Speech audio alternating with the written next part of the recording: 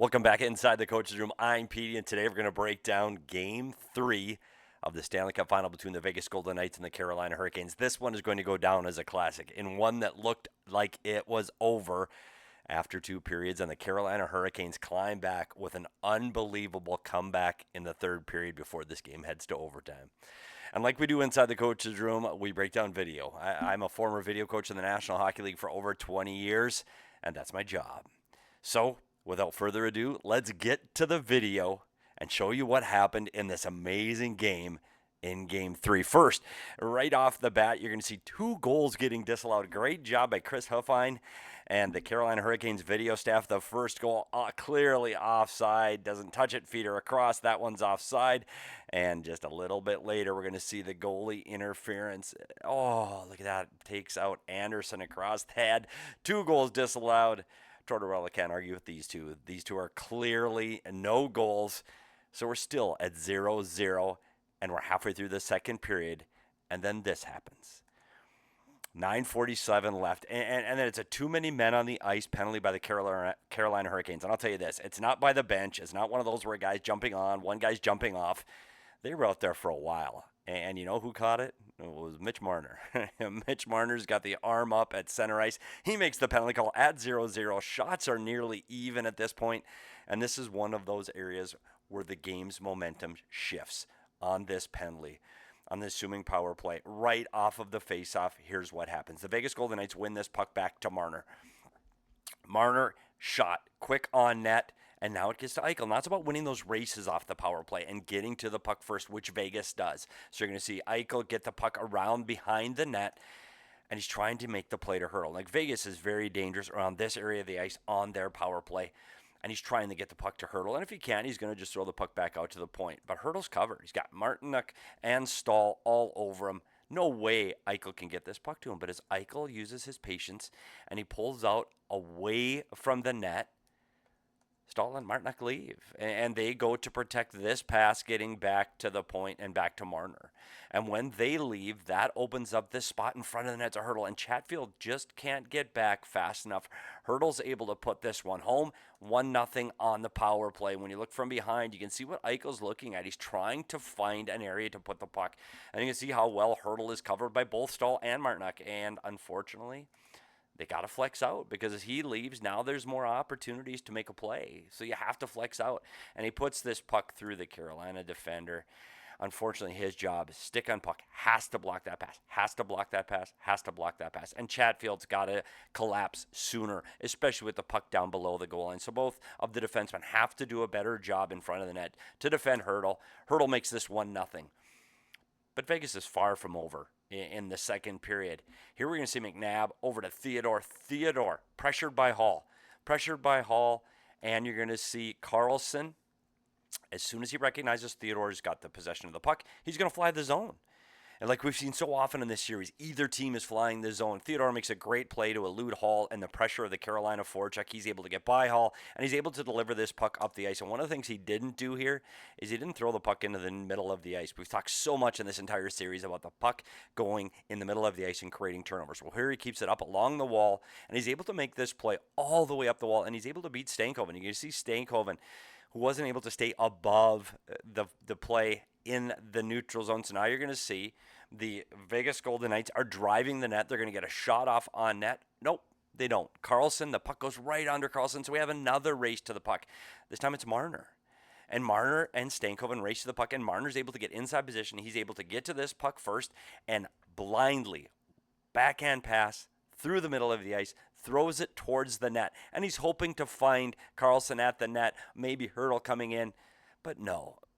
Howden coming in, but he doesn't.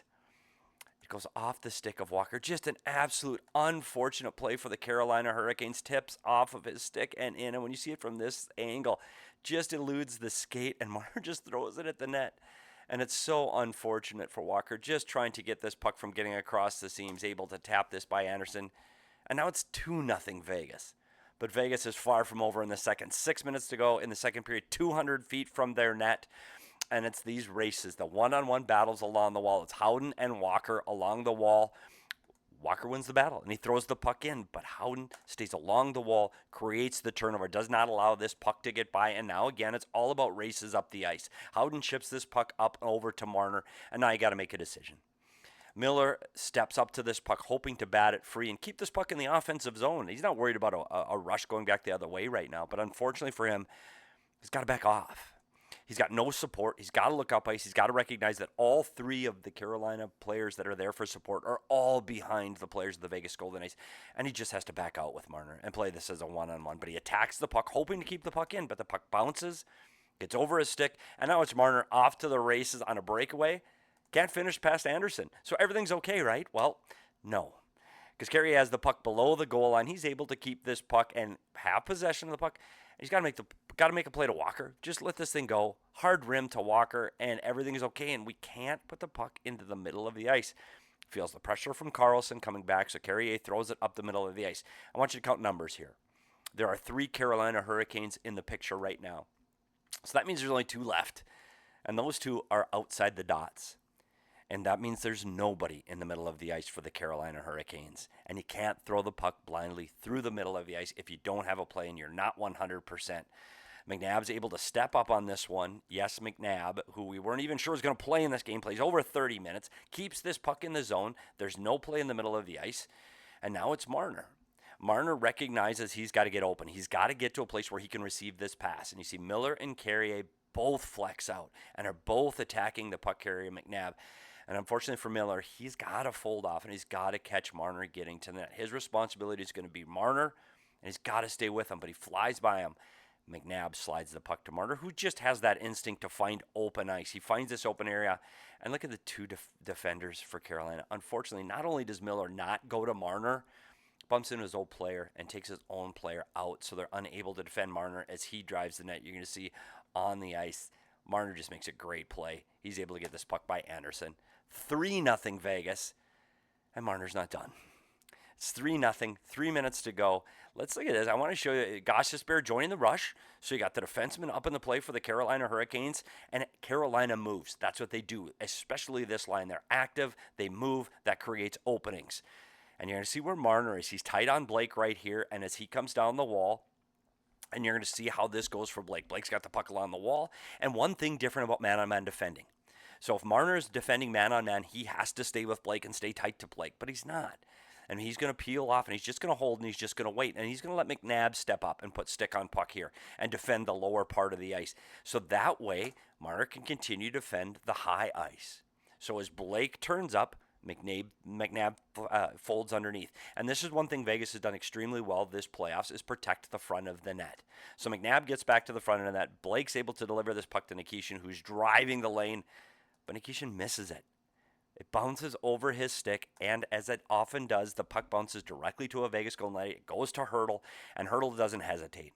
It's one-touch pass, and he's able to hit Marner, and they've trapped 4 Carolina Hurricanes below the top of the circle, and now it's a foot race. And Gostisbehere is going towards the bench to make a change. You can see there's a leg over the boards already. Gostisbehere just didn't have enough time to get there and make that change. That's why he's so far outside the dot. That's why he's not in the middle of the ice defending this play as a one-on-one, because he's trying to make a change.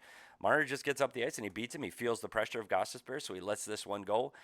And he blasts this one by Andersen. When you see it from below, look how close this is for Andersen to make this save.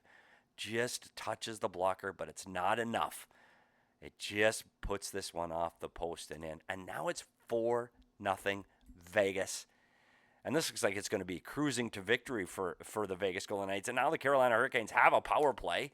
And here gets Marner on a breakaway in the third period. He gets taken down. It's a penalty shot. Well, this is their opportunity to ice the game. They're going to go up 5-0 and ice the game. Nope. And Marner said later he didn't know Bussi was in the game, and he's a right-handed catching glove, opposite from Andersen, who's a left-hander, and he would have pulled the puck to the other side. Unfortunately for him, put it off the glove of Bussi, who was outstanding in this game. It stayed 4-0. Why does that matter? Because the tide is about to turn for the Carolina Hurricanes, and it starts with doing what they do. Chatfield's putting pressure on Kolesar along the wall, which allows and creates a turnover to Stankoven. Stankoven's got the puck along the wall, and you're going to see the forwards for the Carolina Hurricanes are going to leave the zone. And we see all these guys, when you get possession, they leave. So Jarvis and Martinook leave the zone. And now Carolina's on transition, gets the puck up the ice, and Martinook does what he does. He dumps the puck. He's not going to try to win this battle one-on-one. He's going to dump the puck in deep and get on the forecheck. That's Carolina Hurricane hockey. Get there, pound the defense, and make a play. Colin gets in below the goal line with Jarvis on him for pressure, but he's able to elude him, but he doesn't get the puck.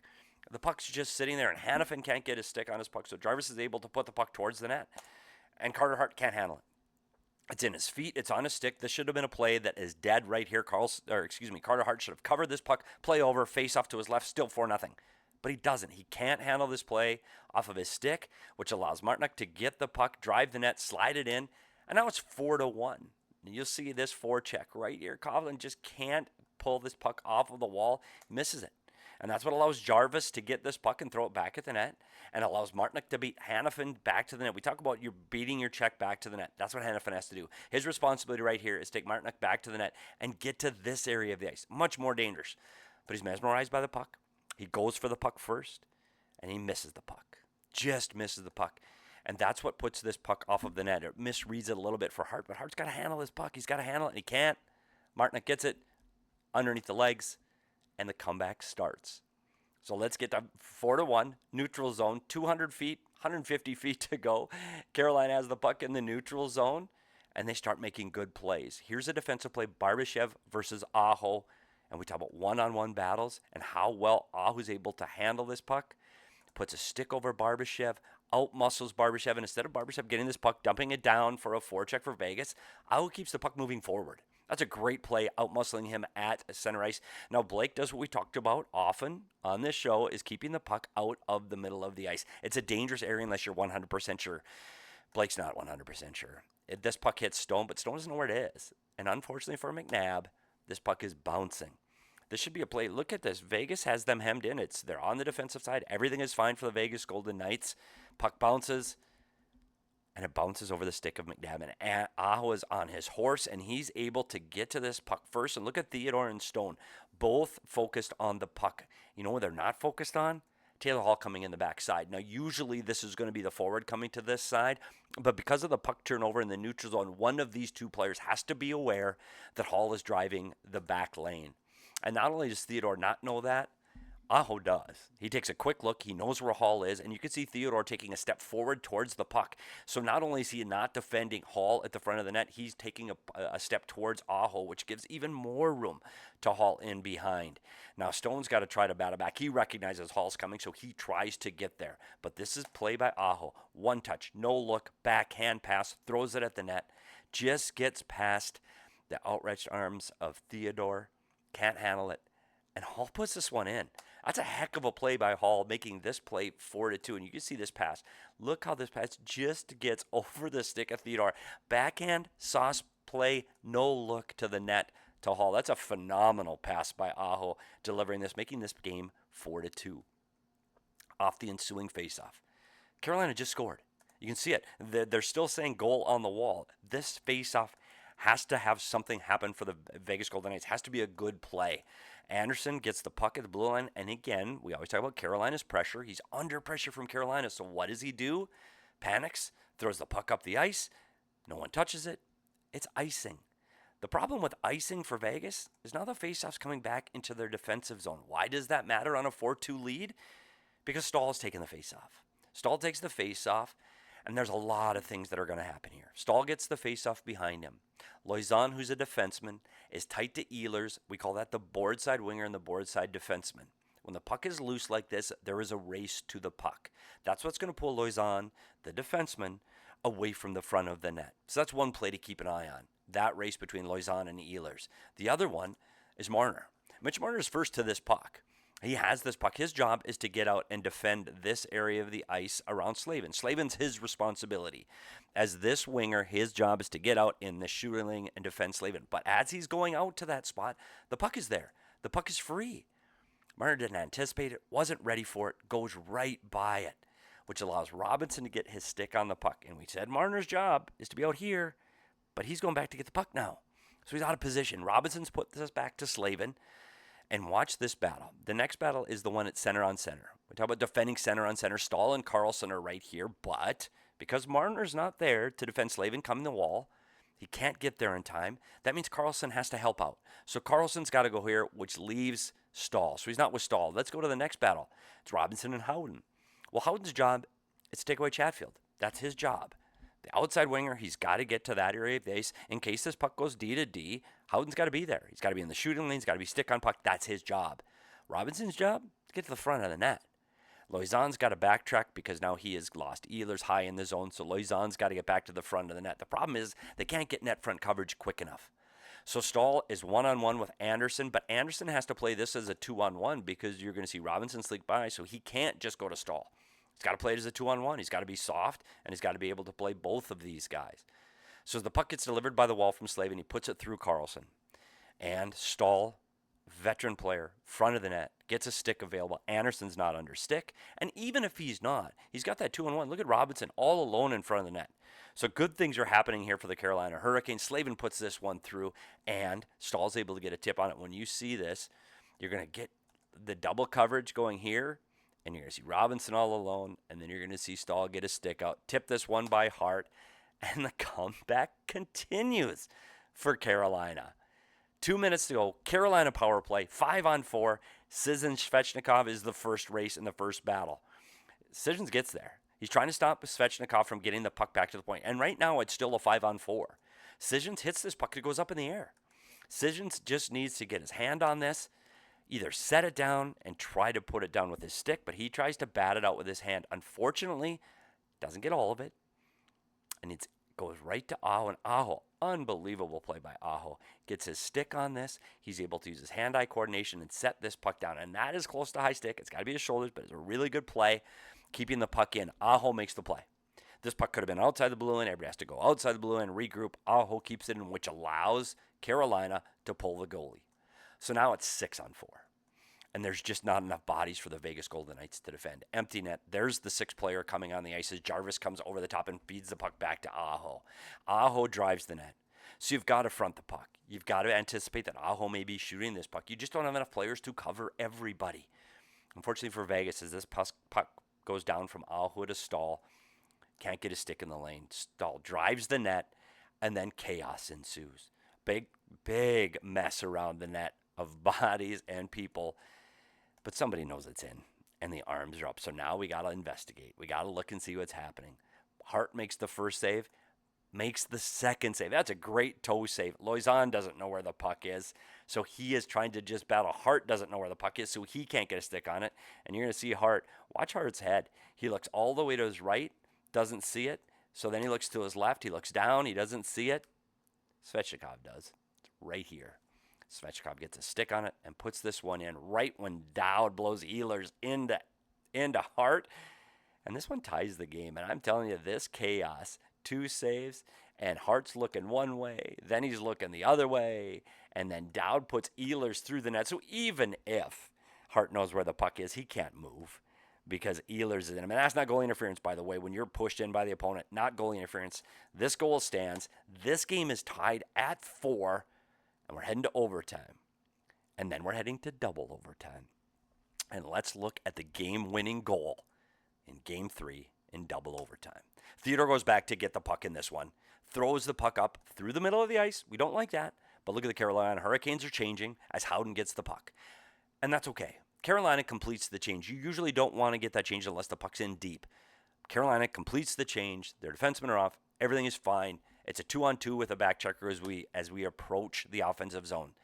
Now it's about Vegas winning wall battles. Karlsson has the puck. He puts it in behind the net. Now it's about those inside races. Howden on Slavin, and the one in front of the net, Marner and Martinook.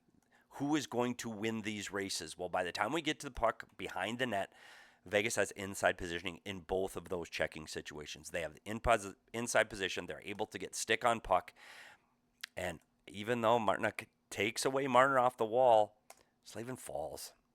He falls with all of the pressure on the net. I don't know if his foot caught the back of the net or if it bumped into Howden, but he falls down so he can't defend Howden. That's what allows Howden to get free and gain full possession of this puck and be able to get out of the pile and get this puck low to high in the zone. One thing we've said all series about Vegas, low to high in the zone can help get away from all of this checking pressure of the Carolina Hurricanes. And not only do they get high to low, McNabb, again, injured McNabb, hurt McNabb, 30-minute plus McNabb delivers this puck to Theodore. Theodore was in the middle of the ice, and he started to drift. When you drift to the outside, Svechnikov has to get to that outside lane.